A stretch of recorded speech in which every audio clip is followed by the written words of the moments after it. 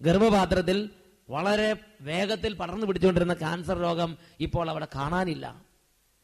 ആ രോഗപീഠ കാണാനില്ല. അത്ഭുതകരമായി സൗഖ്യപ്പെട്ടിരിക്കുന്നു. നിങ്ങൾക്ക് ഓപ്പറേഷൻ ആവശ്യമില്ല. Praise the Lord. Hallelujah, hallelujah. പ്രിയപ്പെട്ട സഹോദരങ്ങളെ, നിങ്ങൾ ശ്രദ്ധിച്ചു നോക്കുക. കേരളത്തിലെ പ്രമുഖമായ ഹോസ്പിറ്റലുകളിൽ ഡോക്ടർമാർ എല്ലാവരും ഒരേപോലെ നിർദ്ദേശം കൊടുത്തിരുന്നതാണ് ഓപ്പറേഷൻ വേണമെന്നുള്ളത്. കാരണം മെഡിക്കൽ സയൻസിന്റെ പരിശോധനയിൽ അത് അപ്രകാരം വ്യക്തമായി തെളിഞ്ഞു കണ്ടതുകൊണ്ടാണ് അവരങ്ങനെ പറഞ്ഞത്. ഇവിടെ പ്രാർത്ഥിച്ചപ്പോഴും ആദ്യം കർത്താവ് നൽകിയ സന്ദേശം അങ്ങനെ തന്നെയാണ്, ഇവർക്ക് ഓപ്പറേഷൻ ആവശ്യമാണ്. എന്നാൽ ഇങ്ങനെയൊക്കെ ആണെങ്കിൽ ഇവരുടെ ആഗ്രഹം അസ്തമിച്ചില്ല. ഇവർക്ക് അതിശക്തമായൊരു ആഗ്രഹം ഉണ്ടായിരുന്നു, ഓപ്പറേഷൻ കൂടാതെ ഈ രോഗം മാറണം. ഓപ്പറേഷൻ വേണമെന്ന് ലോകം പറയുന്നു, ഓപ്പറേഷൻ വേണമെന്ന് മെഡിക്കൽ സയൻസ് പറയുന്നു, ഓപ്പറേഷൻ വേണമെന്ന് പ്രാർത്ഥിച്ചവർ പറയുന്നു.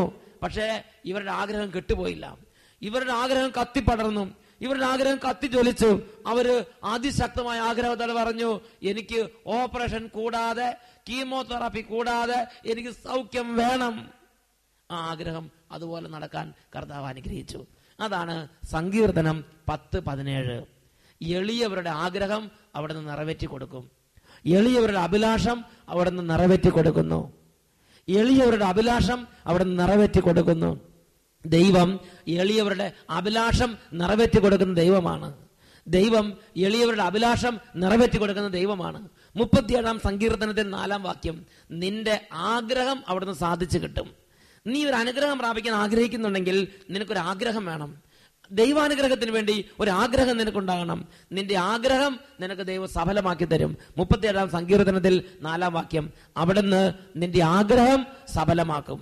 145-ാം സങ്കീർത്തനത്തിൽ 19-ാമത്തെ വാക്യം, തന്റെ ഭക്തരുടെ ആഗ്രഹങ്ങൾ അവിടുന്ന് സഫലമാക്കുന്നു. 145:19, തന്റെ ഭക്തരുടെ ആഗ്രഹങ്ങൾ അവിടുന്ന് സഫലമാക്കുന്നു. Hallelujah, hallelujah. ആഗ്രഹങ്ങൾ സഫലമാക്കി കൊടുക്കുന്ന ഒരു ദൈവം ബൈബിളിലുണ്ട്. ഹല്ലേലൂയ. യേശുവേ സ്തോത്രം, യേശുവേ നന്ദി, യേശുവേ സ്തോത്രം, യേശുവേ നന്ദി. ദൈവാനുഗ്രഹം പ്രാപിക്കാൻ അതിശക്തമായ ഒരു ആഗ്രഹം ഹൃദയത്തിന്റെ ഉള്ളിൽ അങ്കുരിക്കണം. ലൂക്കായുടെ സുവിശേഷത്തിൽ 8-ാം അധ്യായം 43 മുതലുള്ള തിരുലിഖിതങ്ങൾ, അവിടെ 12 വർഷമായി രക്തസ്രാവം ഉണ്ടായിരുന്നവളും ആർക്കും സുഖപ്പെടുത്താൻ പറ്റാത്ത ഇവിടെ രോഗിണിയുമായ ഒരു സഹോദരിയെ ബൈബിൾ ചിത്രീകരിക്കുന്നുണ്ട്. 12 വർഷമായി രക്തസ്രാവം ഉണ്ടായിരുന്നവളും ആർക്കും സുഖപ്പെടുത്താൻ പറ്റാത്ത വിധ രോഗിണിയുമായ ഈ രക്തസ്രാവക്കാരി സ്ത്രീ, അവൾ യേശുവിനെ കുറിച്ച് കേട്ടു. അവൾക്ക് വലിയ വിശ്വാസം ഉണ്ടായി, വലിയ പ്രതീക്ഷയുണ്ടായി, അതിശക്തമായൊരു ആഗ്രഹം ഉണ്ടായി. 12 വർഷമായി ചികിത്സിച്ച് പണം മുഴുവൻ നഷ്ടപ്പെട്ടു കഴിഞ്ഞു. എല്ലാവരും ചികിത്സിച്ച് ഈ രോഗം മാറില്ല എന്ന് കണ്ടപ്പോൾ നെല്ലൊഴിഞ്ഞ് ചാക്ക് പോലെ വീടിന്റെ മൂലയിലേക്ക് അവളെ തള്ളിയിട്ടിരിക്കുകയാണ്. എന്നാൽ ലോകത്തിന് അവളെക്കുറിച്ചുള്ള പ്രതീക്ഷ നശിച്ചുവെങ്കിലും, അവളുടെ മാതാപിതാക്കൾക്ക് അവളെക്കുറിച്ചുള്ള പ്രതീക്ഷ നശിച്ചുവെങ്കിലും, കുടുംബാംഗങ്ങൾക്ക് അവളെക്കുറിച്ചുള്ള പ്രതീക്ഷ നശിച്ചുവെങ്കിലും, യേശു ക്രിസ്തുവിനെ കുറിച്ച് കേട്ടപ്പോൾ അവൾക്കൊരു പ്രതീക്ഷയുണ്ടായി. യേശുവിന്റെ അടുത്ത് പോയാൽ എനിക്ക് സൗഖ്യം കിട്ടും. അവൾ ആ പ്രഭാതത്തിൽ എഴുന്നേറ്റു, യേശുവിന്റെ അടുത്തേക്ക് ചെന്നു. അപ്പോൾ യേശുവിനെ ചുറ്റിലും ജനക്കൂട്ടം തിക്കി തിരക്കിക്കൊണ്ടിരിക്കുകയായിരുന്നു. ജനക്കൂട്ടം മുഴുവൻ യേശുവിനെ തിക്കി തിരക്കിക്കൊണ്ടിരിക്കുകയായിരുന്നു. 100 കണക്കിന് ജനങ്ങൾ യേശുവിന് ചുറ്റിനും തിക്കി തിരക്കിക്കൊണ്ടിരിക്കുമ്പോൾ ഈ ജനക്കൂട്ടത്തിന്റെ ഇടയിലൂടെ അവൾ യേശുവിന്റെ അടുത്തേക്ക് ചെന്നു. ജനക്കൂട്ടത്തിന്റെ ഇടയിലൂടെ അവൾ ചെല്ലുമ്പോഴെല്ലാം അവർക്കൊരു ആഗ്രഹമുണ്ട്, ഞാൻ യേശുവിന്റെ അടുത്ത് ചെല്ലും, ഞാൻ യേശുവിന്റെ തൊട്ടടുത്ത് ചെല്ലും, ഞാൻ യേശുവിനെ തൊടുമ്പോൾ എന്റെ യേശു സൗഖ്യപ്പെടുത്തും, തൊടുമ്പോൾ ഞാൻ സൗഖ്യം പ്രാപിക്കും. അന്ന് വരെ യേശു ക്രിസ്തു തൊട്ടവരൊക്കെ സൗഖ്യം പ്രാപിച്ചിരുന്നു. യേശു ക്രിസ്തു വചനം വായിച്ച് സൗഖ്യപ്പെടുത്തിയിരുന്നു. യേശു ക്രിസ്തു പിശാചിനെ ശാസിച്ച് ബഹിഷ്കരിച്ച് സൗഖ്യം നൽകിയിരുന്നു. യേശു ക്രിസ്തുവിനെ തൊട്ട് സൗഖ്യം പ്രാപിച്ചൊരു ചരിത്രം അന്ന് വരെ ഉണ്ടായിരുന്നില്ല. എന്നാൽ ഇവൾക്ക് അതിശക്തമായ ആഗ്രഹം ഉണ്ടായിരുന്നു. അങ്ങനെ ഇവൾ ജനക്കൂട്ടം മുഴുവൻ യേശുവിന് ചുറ്റും തിക്കി തിരക്കിക്കൊണ്ടിരിക്കുമ്പോൾ ഇവൾ ജനക്കൂട്ടത്തിന് ഇടയിലൂടെ ചെന്ന് അവൾ ആഗ്രഹത്തോടെ ഒന്ന് തൊട്ടു. വിശുദ്ധ രേഖപ്പെടുത്തി ഇങ്ങനെയാണ്, തന്നിൽ നിന്നും ശക്തി ബഹിർഗമിച്ചിരിക്കുന്നു എന്ന് തിരിച്ചറിഞ്ഞ യേശു തിരിഞ്ഞു നിന്ന് ചോദിച്ചു, ആരാണ് എന്നെ സ്പർശിച്ചത്?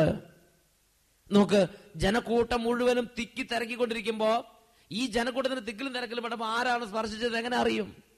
പക്ഷെ ജനക്കൂട്ടത്തിന് തിക്കിലും തൊടലും അല്ല പ്രശ്നം. ഒരാൾ ആഗ്രഹത്തോടെ ചെന്ന് തൊട്ടു, അവിടെയാണ് വ്യത്യാസം ഉണ്ടായത്.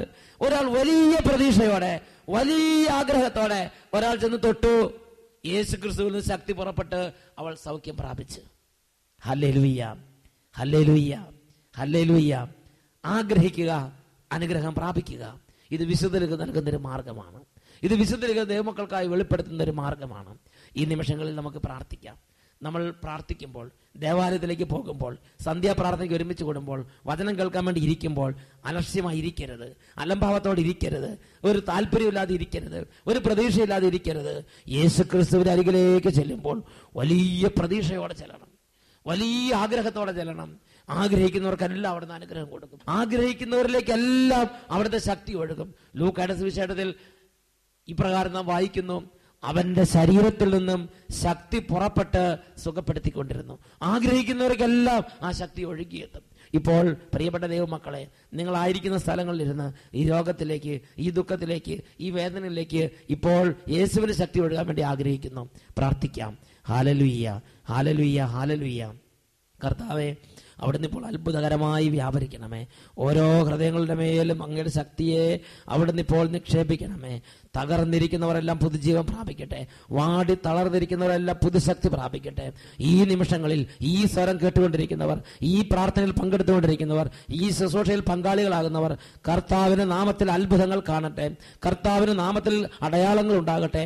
കർത്താവിന്റെ നാമത്തിൽ രോഗസൗഖ്യങ്ങൾ ഉണ്ടാകട്ടെ. Hallelujah, hallelujah. യേശുവേ ആരാധന, യേശുവേ ആരാധന.